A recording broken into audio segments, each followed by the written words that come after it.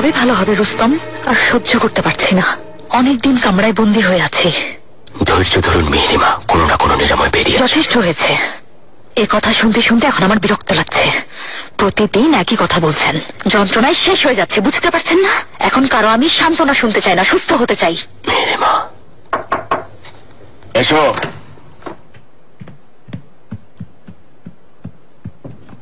শাহজাদি হুররাম সুলতান। কি হয়েছে হুররাম সুলতানের?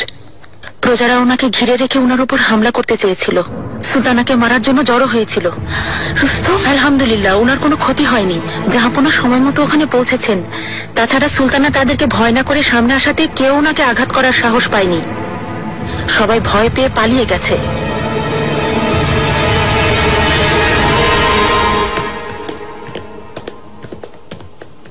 কিভাবে ও বেঁচে গেল মেলেক? কিভাবে বাঁচলো আমিও বুঝতে পারছি না শাহজাদি। হুররাম সুলতানকে হঠাৎ সামনাসামনি দেখে সবাই যেন ভয় থমকে গেছে। এ কথা মেনে নিতে পারছি না। এমন কাহিনী তো শুধু গল্পের বইয়ে পড়েছি। হতে পারে তিনি ওই গল্পের মতো জাদুকরি কোনো সুলতানা হয়ে গেছেন। অযথা কথা বলে আমার মেজাজ খারাপ করে দিও না।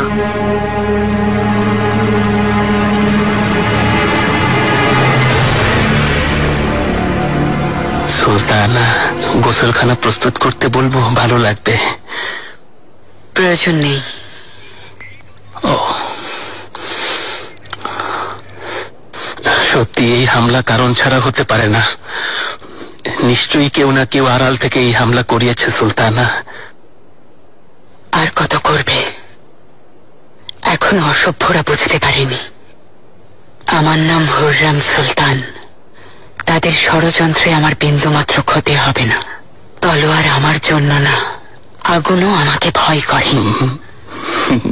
আমি দেখেছি সুলতানা, যারাই আপনার ক্ষতি করতে চেয়েছে ধ্বংস হয়ে গেছে, ধ্বংস। এই হামলা কে করতে পারে? মাহিদ এফরান নাকি ফাতমা সুলতান? মাহিদ এফরান সুলতানের ক্ষমতা শেষ হয়ে গেছে। ওনার অবস্থা তো আপনি জানেন সুলতানা।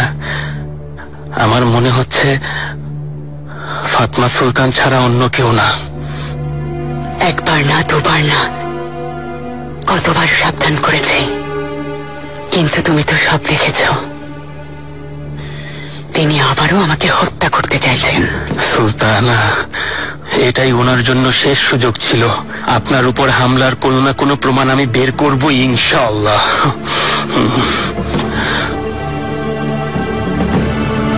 সুম্বুল, হাতুন কি বলেছে তুমি শুনেছ? শাহজাদারা একে অপরকে হত্যা করবে। সুলতানা, ওর কথায় কান দেবেন না। বয়স হয়েছে তো তাই ও অযথা বকছে, নিজেই জানে না কি বলছে।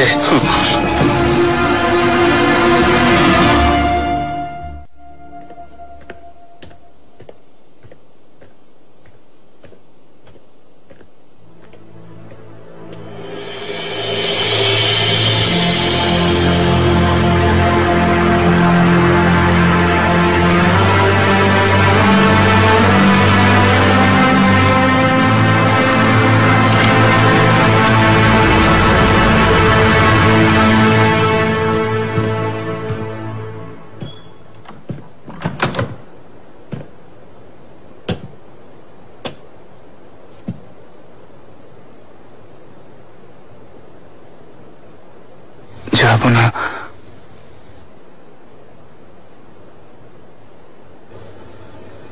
এটা খেয়ে নিলে ঘুম হবে।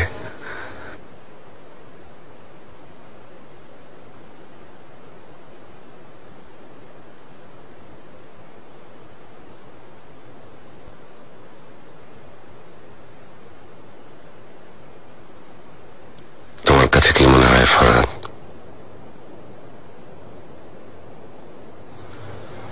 এই প্রাসাদের মধ্যে আমি শান্তিতে ঘুমাতে পারবো? এখানে শান্তি আছে? এই পৃথিবীতে যাব না। আল্লাহ তাআলা মিকাইল আলাইহিস সালামের মাধ্যমে বৃষ্টি বর্ষণ করেন, তাতে কারো লাভ হয়, কারো ক্ষতি। আপনিও আপনার এই সাম্রাজ্যে অনেক তীর বর্ষণ করেছেন, অনেক আদেশ দিয়েছেন, কেউ তাতে খুশি হয়েছে, কেউ তা মেনে নিতে পারেনি। এখন হয়তো আরো একটা তীর বর্ষণ করার সময় এসেছে।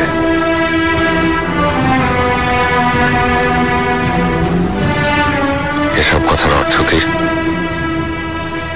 এবার আপনি নিজের মনে একটা তীর চালান জাহাপনা।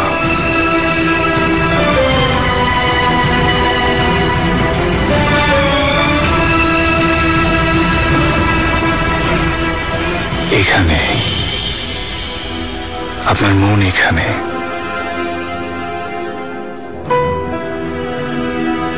এটাকে আগুনে নিক্ষেপ করুন, পুড়িয়ে ফেলুন, পুড়িয়ে ছাই করে ফেলুন। দেখবেন ছাই থেকে আবার নতুন একটা স্বপ্নের জন্ম হবে।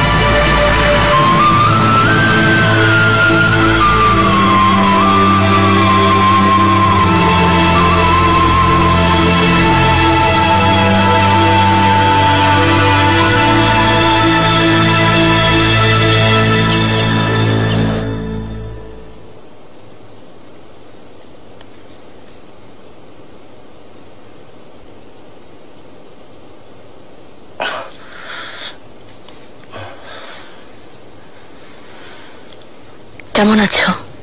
অনেক ধন্যবাদ সুলতানা, আল্লাহকে ধন্যবাদ। অনেকটা ভালো, ব্যথা যন্ত্রণা এখন অনেকটা কমেছে। হেকিমের সাথে কথা হয়েছে, বলেছে কয়েকদিনের মধ্যে তুমি সুস্থ হয়ে যাবে। আপনার কাছ থেকে দূরে গেলে মারা যেতাম সুলতানা, এখন পাশে থাকবো। আপনার পাশে থাকা আমার কাছে স্বর্গে থাকার মতো।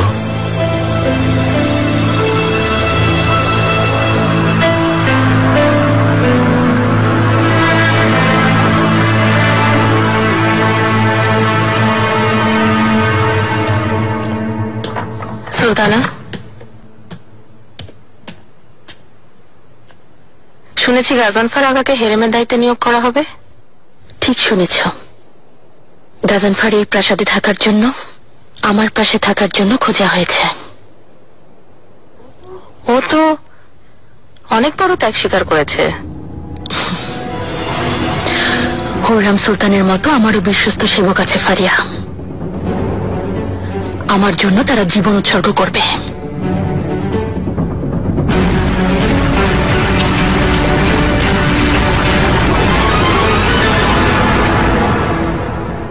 আমি গ্রাসিয়া মেন্দেসের ব্যাপারে রাজধানীতে জানাবো। ওনাকে বাঁচাতে যা প্রয়োজন তাই করব। আশা করি আপনি পারবেন শাহজাদা, আমি সত্যি কৃতজ্ঞ। এসো।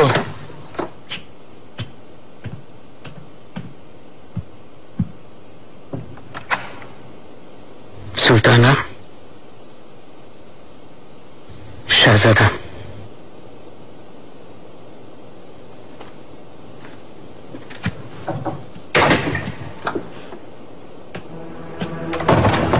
এই লোককে দেখে আমার সন্দেহ হচ্ছে।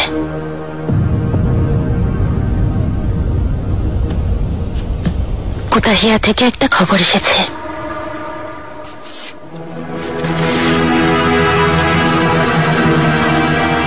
নুরবানু সুলতান, সবকিছু আপনার ইচ্ছা অনুযায়ী হয়েছে।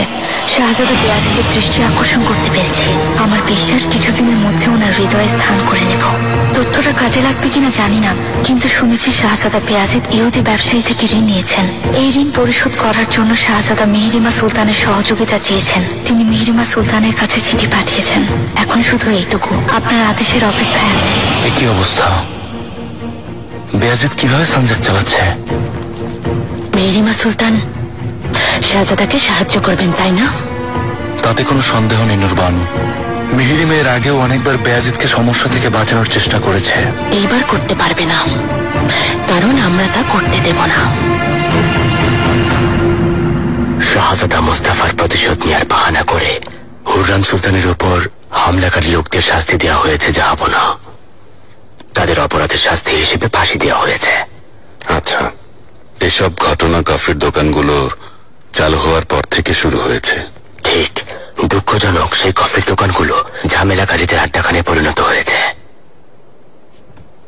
আবু সুদ এফেন্দি বলেছেন, লোকজন কফির দোকানগুলোতে জড়ো হয়ে নানা ধরনের খেলা খেলে, মদ্যপান করে এবং কফির দোকানে বসে বসে অপ্রয়োজনীয় কথাবার্তা বলে।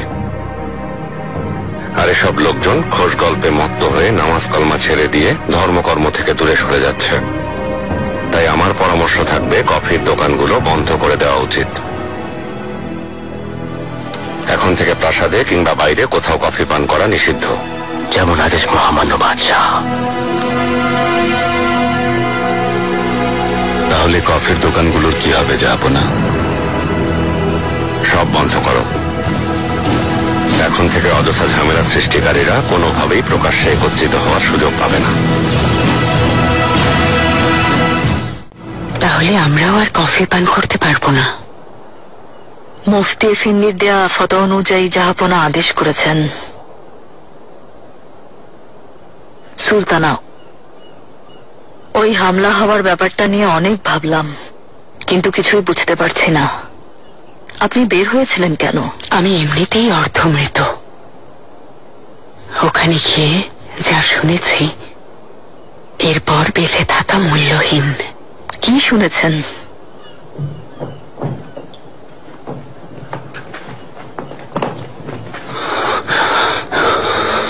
সুলতানা।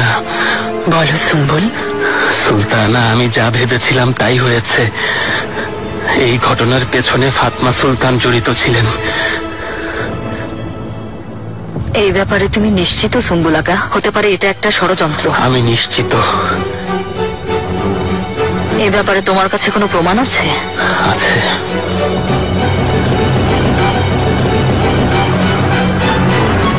লালা মুস্তাফা ওখানকার অবস্থা লিখে জানিয়েছেন। চিন্তিত হওয়ার মতো কিছু নেই। তার মানে সেলিম শান্তই আছে। ইয়াসেফ নাসি কেন গিয়েছিল তাহলে? এখনো কারণ জানতে পারিনি, কিন্তু সেও একজন বিলাসী মানুষ, হয়তো গল্প করে সময় কাটাচ্ছে।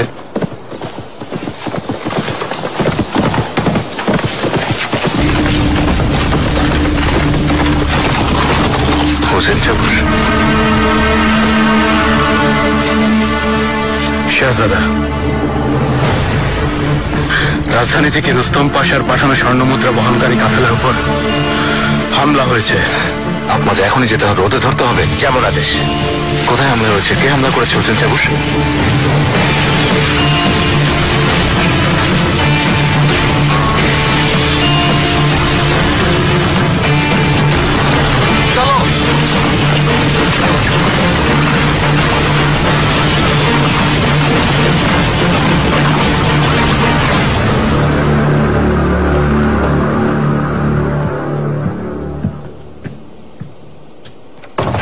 তার মানে ফাতমা সুলতান সবকিছু করিয়েছেন। আমাকে মেরে ফেলতে চেয়েছিলেন, আর তুমি ওনাকে সাহায্য করেছো, তাই না? সুলতানা, সত্যি করে বলছি, আমার কোনো অপরাধ নেই। ফাতমা সুলতান করেছেন, তিনি আদেশ দিয়েছিলেন।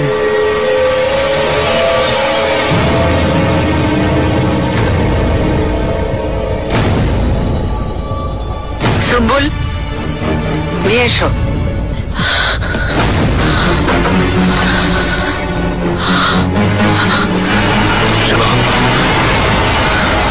এসো।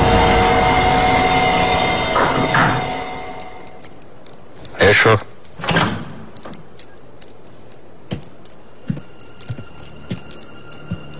জাহাপনা, হুররাম সুলতান এসেছেন।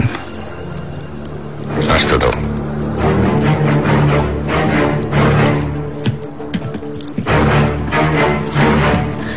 জাহাপনা। হুররাম, জাহাপনা, সেদিন যারা আমাকে হত্যা করতে চেয়েছিল, ওরা কার আদেশে করেছে জানতে পেরেছি। ফাতমা সুলতান আমাকে হত্যা করতে নিজে সব করিয়েছেন। তুমি কাকে নিয়ে কথা বলছো তা বুঝতে পারছো? ফাতমা সুলতান আমার বোন হয়।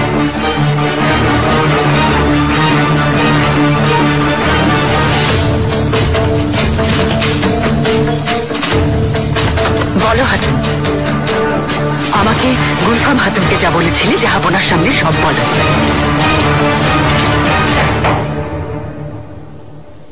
এসো।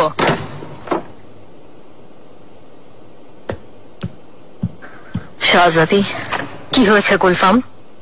চিন্তিত কেন? আপনার কালফা মেলে খাতুন সবকিছু স্বীকার করেছে।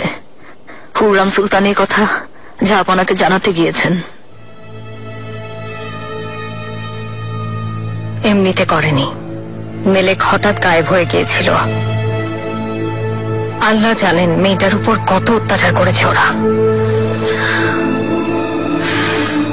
এইসবের কি দরকার ছিল শাহজাদি? আর তাছাড়া এখন হুররাম সুলতানকে মেরে কি লাভ হবে? এখন কি হবে? জাহাপনাকে আপনি কি জবাব দেবেন?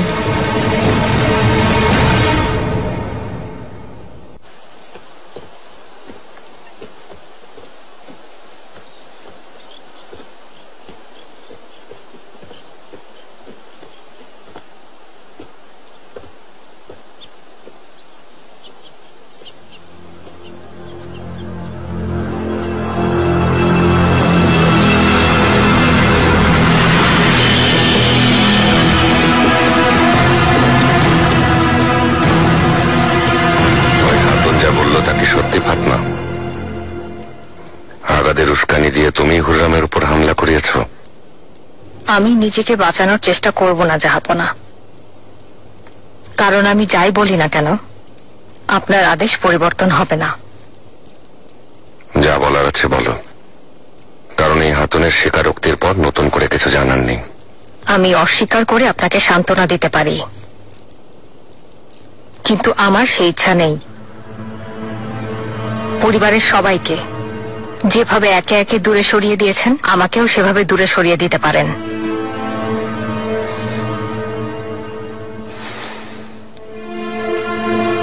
একান্তে কথা বলতে চাই।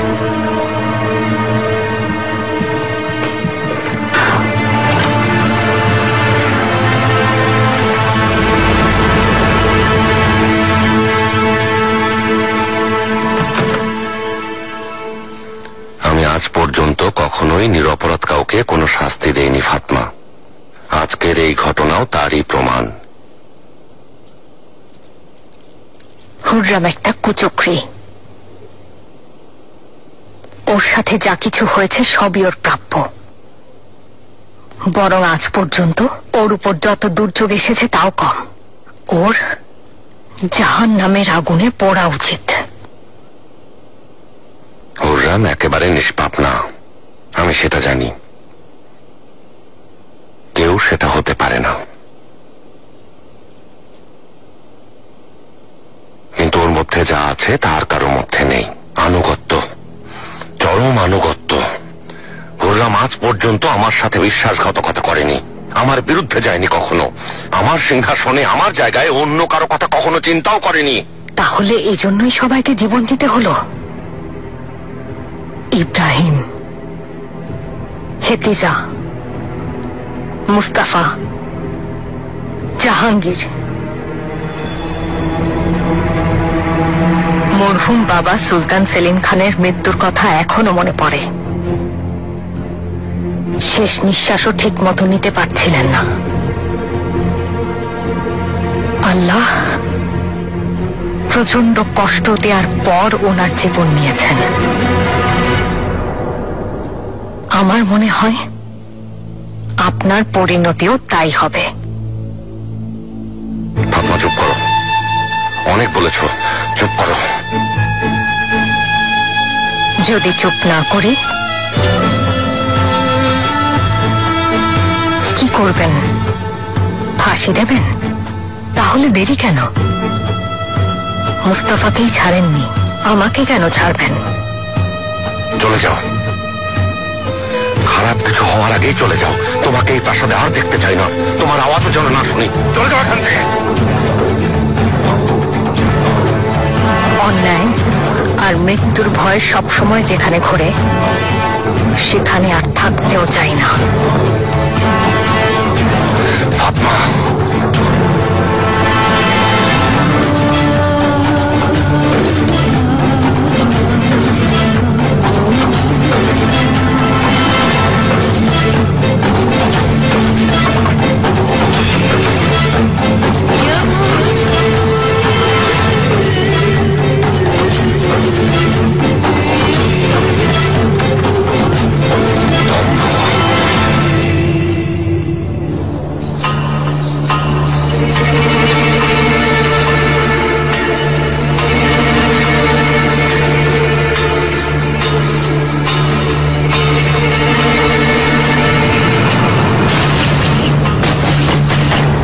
কারা যেন হামলা করেছে।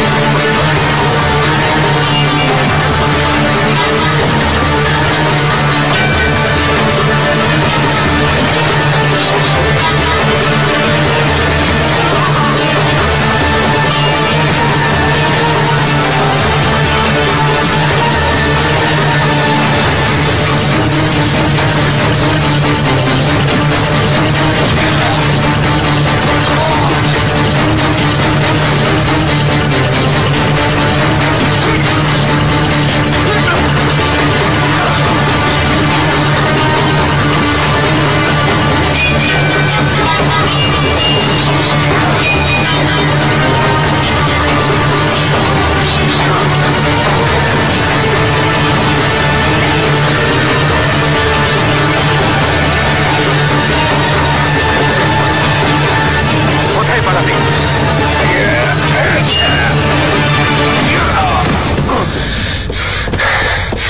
তোমাকে কে পাঠিয়েছে বলো?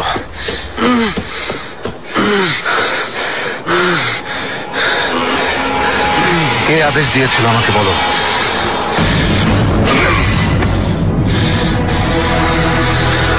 কার আদেশে হামলা করেছ?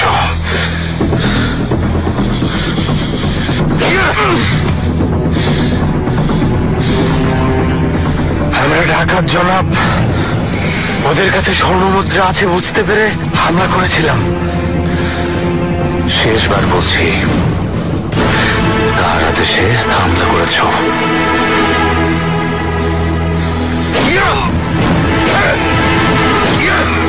থামো!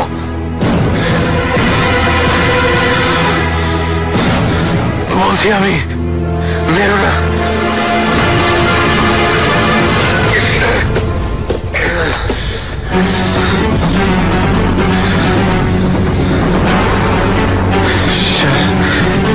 শাহজাদা সেলিমের আদেশে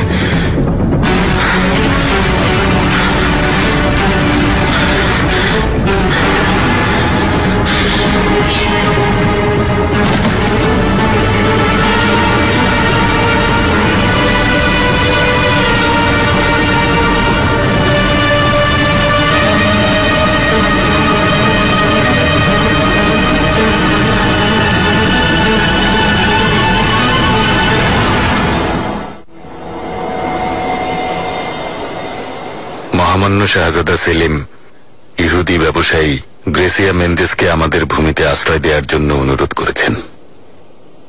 এ ব্যাপারে তোমার পরামর্শ কি রুস্তম পাশা? তিনি বেশ ধনী আর প্রভাবশালী একজন হাতুন জাহাপনা। সে যদি আমাদের মাটিতে আশ্রয় নিয়ে তার ব্যবসা শুরু করে তো এখানে শান্তি শৃঙ্খলা নষ্ট হতে পারে। গ্রেসিয়া মেন্দেস ইয়াসেফ নাসির আত্মীয়া জাহাপনা। খ্রিস্টান সমাজে ওনার অবস্থান বেশ ভালো। এজন্য কি ভেনিসিওরা কারাগারে আটকে রেখেছে?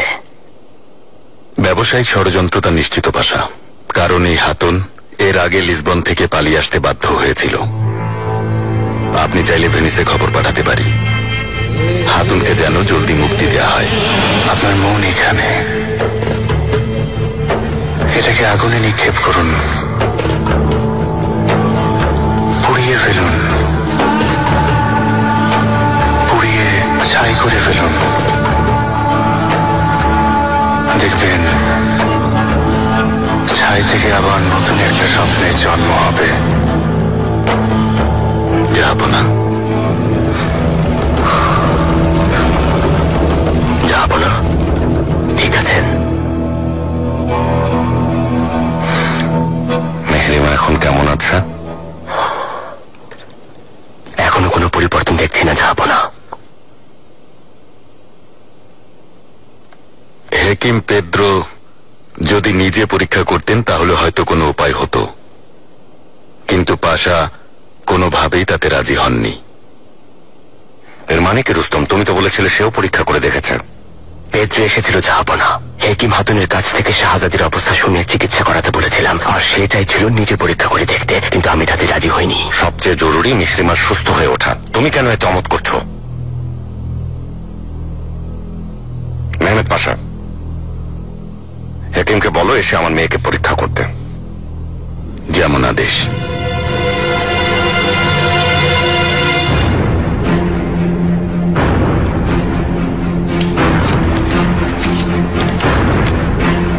গ্রেসিয়া মেন্দেসের ব্যাপারে আপনি কিছু বলেননি জাহাপনা? আশ্রয় নিতে চাইলে আমাদের দ্বার তার জন্য উন্মুক্ত।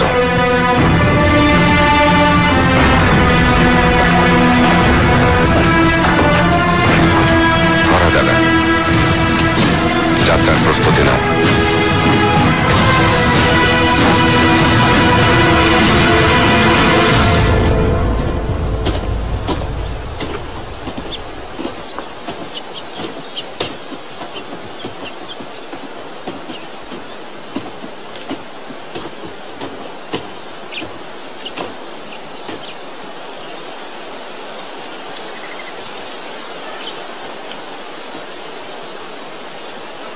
আপনার যাত্রা শুভ হোক শাহজাদি। যদি এখানে আরো কিছুদিন থাকতে পারতেন, কিন্তু আপনার চলে যাওয়াটাই হয়তো সবার জন্য ভালো। সত্যি বলেছিলে বুলফাম, মৃত্যু আসলে হুররামকে সবকিছু থেকে মুক্তি দেবে। ও বেঁচে থাকুক, অনেক বছর বেঁচে থাকুক, যাতে চোখের সামনে নিজের আরেক সন্তানের মৃত্যু দেখে কষ্ট পেতে পারে।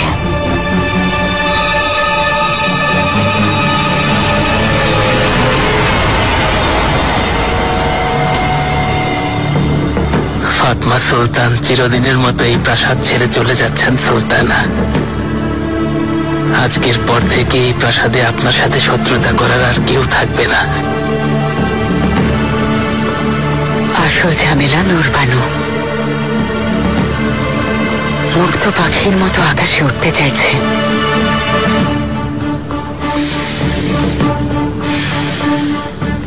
ওকে থামানো খুব জরুরি।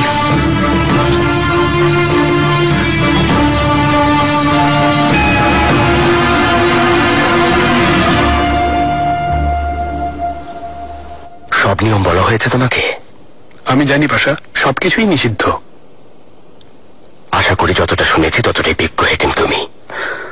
অন্যথায় মৃত্যুর জন্য তৈরি দেখো। যদি সারিয়ে তুলি পাশা, তখন যা চাইবে তাই দেয়া হবে। প্রথমে আমি মুক্ত হতে চাইব, এরপর স্বর্ণমুদ্রা লাগবে, অনেক স্বর্ণমুদ্রা। সেই সাথে স্পেন ফিরে যেতে একটা জাহাজও লাগবে অবশ্য। পাশা, শাহজাদে অপেক্ষা করছেন।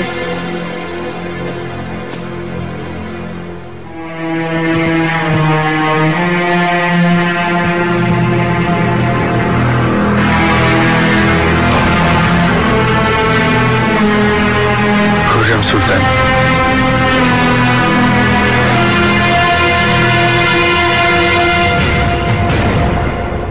উনি পর্দার আড়ালে কেন? পর্দার পাশ থেকে পরীক্ষা করবে তুমি। সিনিয়র পেত্রো, আমার মেয়েকে যদি সুস্থ করতে পারো, আমার কাছে যা চাইবে তাই দেব। সুলতানা, প্রথমে আমি মুক্ত হতে চাই, এরপর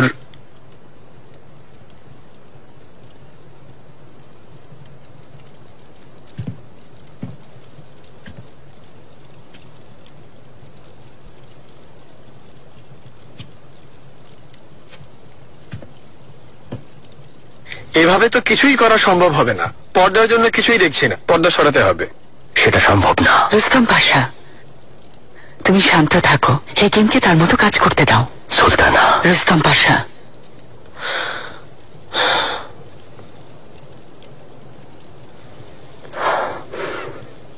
সরাও।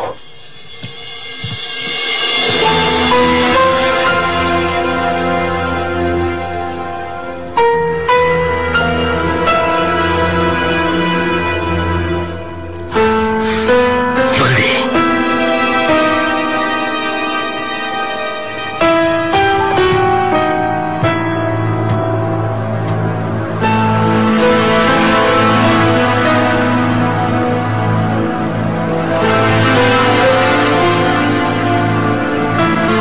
স্পর্শ করবে না।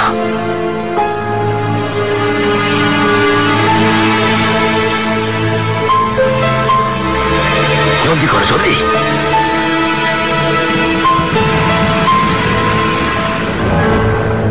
ব্যথা হয় শাহজাদি? হয়। কি ধরনের রোগ এটা? একটা অনুমান করতে পারছি সুলতানা, কিন্তু নিশ্চিত হতে হবে। ওঠো। আমার তৈরি একটা ঔষধ আমি নিয়ে এসেছি, কিন্তু আমি নিজের হাতে সেটার কার্যকারিতা পরীক্ষা করতে চাই। তুমি লাগাতে পারবে না। ঔষধ হেকিম হাতুমদেরকে দিয়ে দাও, ওরাই লাগাতে পারবে। সুলতানা, যদি আমি নিজে ঔষধ না লাগাই তাহলে কোনো লাভ হবে না। এর ব্যবহার আমি ছাড়া আর কেউ জানে না। রুস্তম, যদি চিকিৎসার প্রয়োজনে তাই করতে হয় তো আমি রাজি। ও প্রতিদিন আসবে।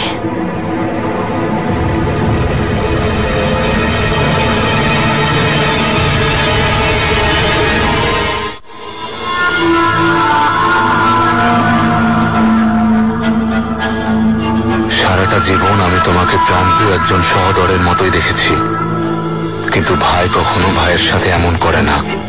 ষড়যন্ত্র করে সম্পদ কেড়ে নেয় না, ভাইয়ের বিরুদ্ধে ষড়যন্ত্র করে না।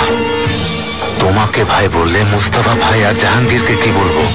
তুমি ভাইয়ের সম্পর্ক নষ্ট করে দিয়েছো সেলিম। আজ থেকে তুমি আর আমার ভাই নও। চোখের বদলে চোখ, রক্তের বদলে রক্ত।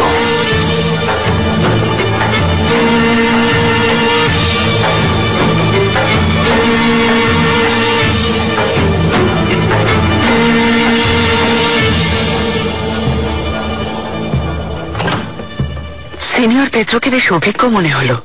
ইনশাআল্লাহ মিহরিমার এই রোগ সারিয়ে তুলতে পারবে। জি সুলতানা, ইনশাআল্লাহ। শাহজাদি বেশ চিন্তিত হয়ে পড়েছিলেন। জাহাপনা কেমন আছেন?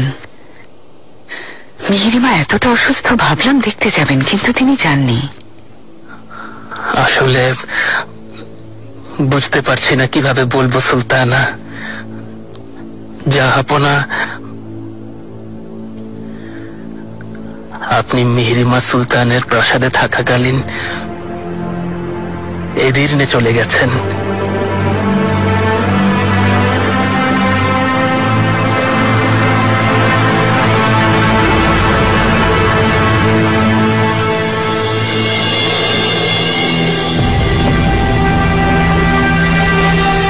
আমি আমার কথা রেখেছি বাবা, কখনো বিশ্বাসঘাতকতা করিনি। আমার ছেলে মেহমেদের শপথ করে বলছি, মেয়ে নার্গিস শাহের শপথ করে বলছি, বিশ্বাসঘাতকতা করিনি, করা সম্ভব না।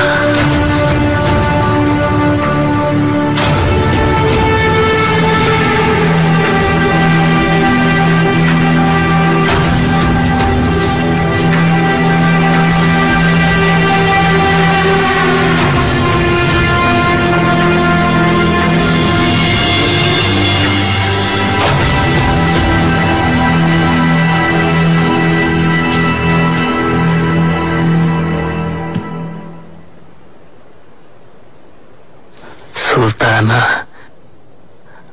আপনার জন্য দুধ এনেছি, গরম গরম খেয়ে নিন, ভালো লাগবে।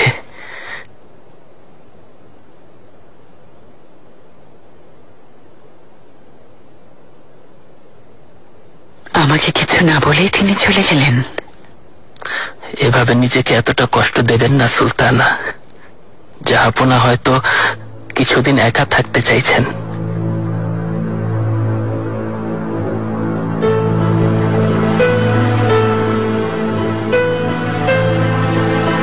মৃত্যুকে সেদিন খুব কাছ থেকে দেখেছিলাম। জাহাপনা আমাকে বাঁচিয়েছেন। সেদিন ওনার চোখে শীতল চাহনি দেখেছি। আবেগ নয়, যেন দায়িত্বের তাড়না। আমাদের মাঝে যেন এক অদৃশ্য দেয়াল এসে দাঁড়িয়েছে।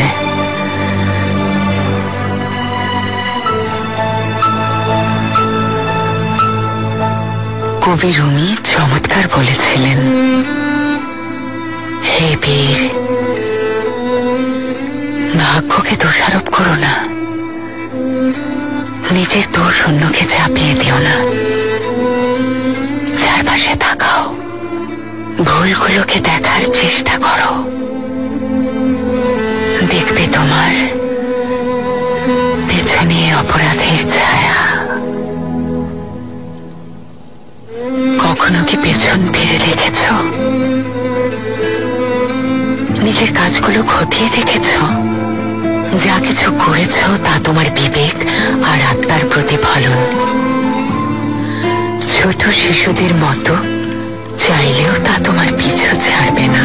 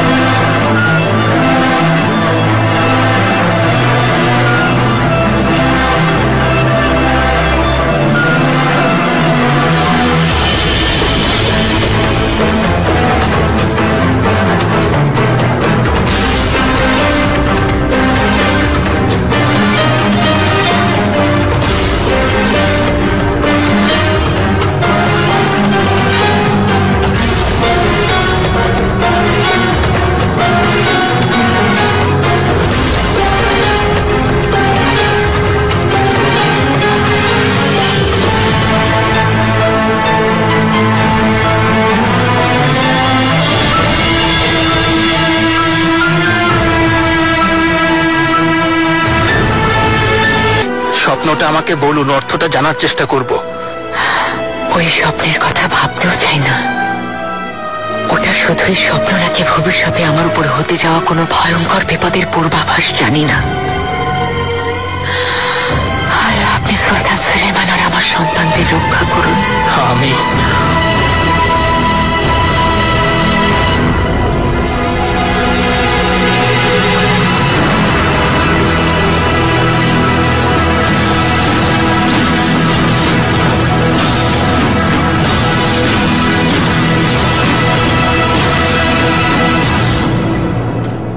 কি ব্যাপার আগা?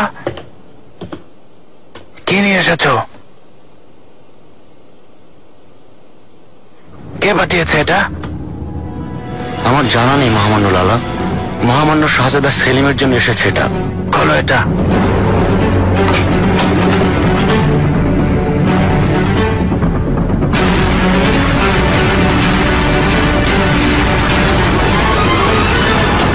খবর আসেনি? না, কিন্তু কোতাহিয়াতে আমার বিশ্বস্ত একজনকে পাঠিয়েছি।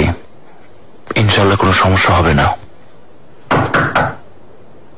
এসো।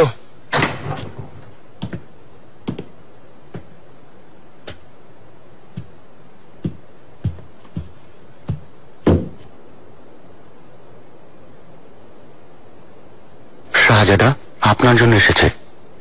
যেতে পারো তোমরা।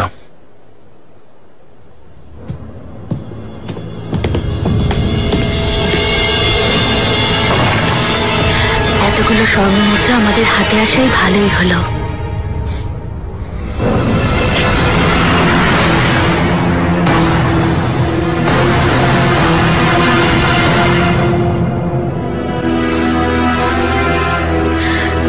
এমন দুর্গন্ধ কিসের?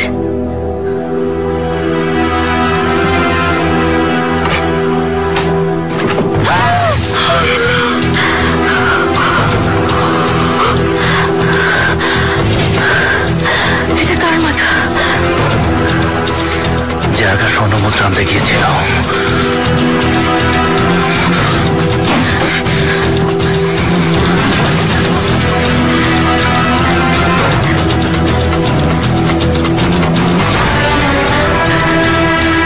কে লিখেছে?